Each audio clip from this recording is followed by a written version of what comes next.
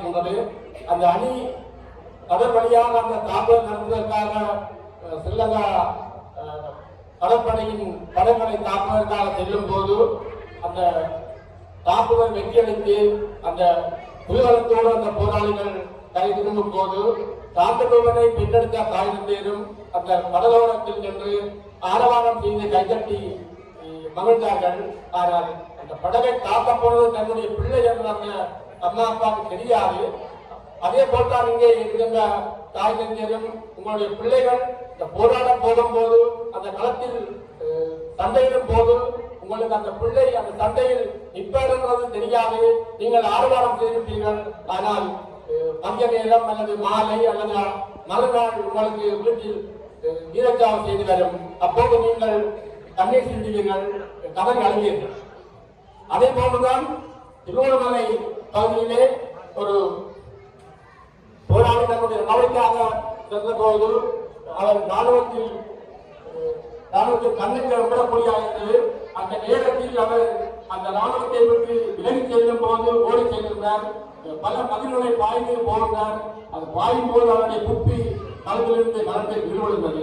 ஆகவே அவர் தன்னுடைய ஆவணங்கள் அத்தனையும் ஓடி தன்னுடைய உயிரை மாய்த்துக் கொள்கிறார். எப்படி என்றால் பான்போடும் பேக்கரி போராட்டத்தில் உள்பட்டு அந்த தன்னுடைய உயிரை மாய்த்துக் கொள்கின்றார். தன்னுடைய ஆவணங்களை வைத்துக் கொள்கின்றார். அப்ப தன்னுடைய ஆவணங்கள் விடுதலை புலிகளின் அந்த ஆவணங்கள் அரசின் கையில் வந்துடக்கூடாது என்ற அந்த தைரியத்தோடும் அந்த மன உறுதியோடும் அவர் அந்த போராட்டத்திற்குள் உள்பட்டார் என்றால் எவ்வளவு பெரிய வேதனையாக இருக்கும் என்பதை நீங்கள் அறிந்திருப்பீர்கள். அது உங்களுக்கு விளங்கி இருக்கும். சாதாரணமாக நீங்கள் சமைக்கும் போது உங்களுடைய அடுப்பிலிருந்து வர வெக்கை எப்படி இருக்குமோ அதே போன்று போராடையில் பான் போடுகின்ற அந்த போராடையின் வெக்கை எப்படி இருக்கும், அதில் எப்படி ஒரு மனிதன் போவார் என்பதை நினைத்து பார்த்தால் அந்த தாய் அந்த தந்தை அதை சகித்துக் கொள்வாங்க இருந்தார்கள். ஏனென்றால் எங்களுக்கு ஒரு காலம் முடிவு வரும் என்பதற்காக. ஆனால் அனைத்து போராளிகளும் போராடி இருக்கின்றார்கள், அனைத்து மாணவர்களும் மாணவர்களாக இருக்கின்றார்கள். இங்கு எத்தனையோ போராளிகள் முன்னாள் போராளிகள் என்ற முத்திரைகளோடு இருக்கின்றார்கள். அனைவரும் ஒன்று திரண்டு நாங்கள் போராட முடியாவிட்டாலும் இந்த நாட்டுக்கு என்ன செய்ய வேண்டும், இந்த நாட்டுக்கு நாங்கள் சுதந்திரம் எங்களுக்கு சுதந்திரம் கிடைப்பதற்காக நாங்கள் என்ன வகையில் போராட வேண்டும் என்பது அனைவரும் ஒன்று திரண்டு போராட வேண்டிய காலம் வந்திருக்கின்றது.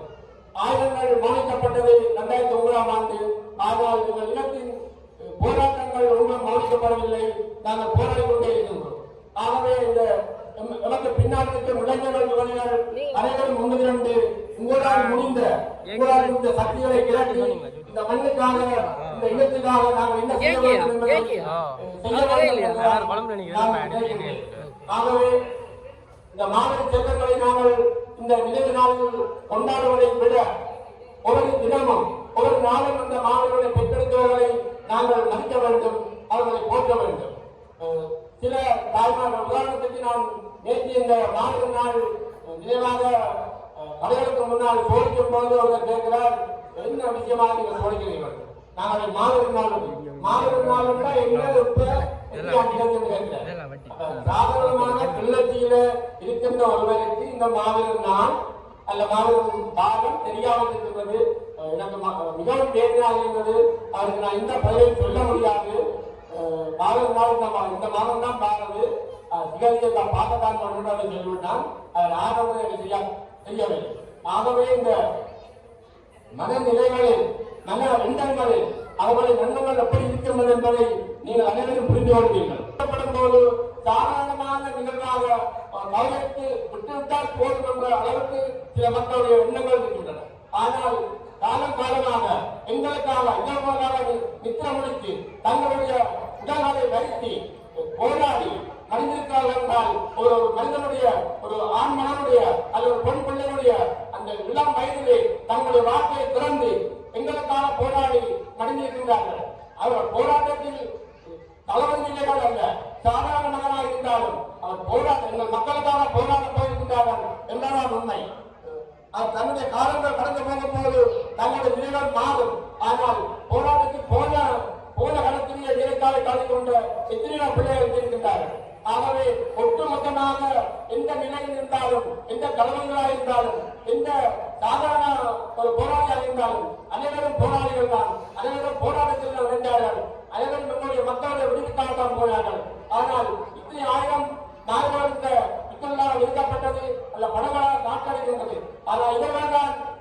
இனம் தமிழினம் ஒன்று இலங்கையில் ஒரு மூலையில் இருக்கின்றது என்பதை உலக நாட்டுக்கு பறைசாற்றியிருக்கின்றார்கள். உலக நாட்டிலே இன்று தமிழர் இங்கே இருக்கின்றார்கள் என்பதை நிலைநாட்டியது இங்கே விட்டுள்ள வடகலா நாட்டில் இருந்த பிள்ளைகளுடைய தியாகம் தான் என்பதை கூறிக்கொண்டு விடைபெறுகின்றேன். நன்றி, வணக்கம்.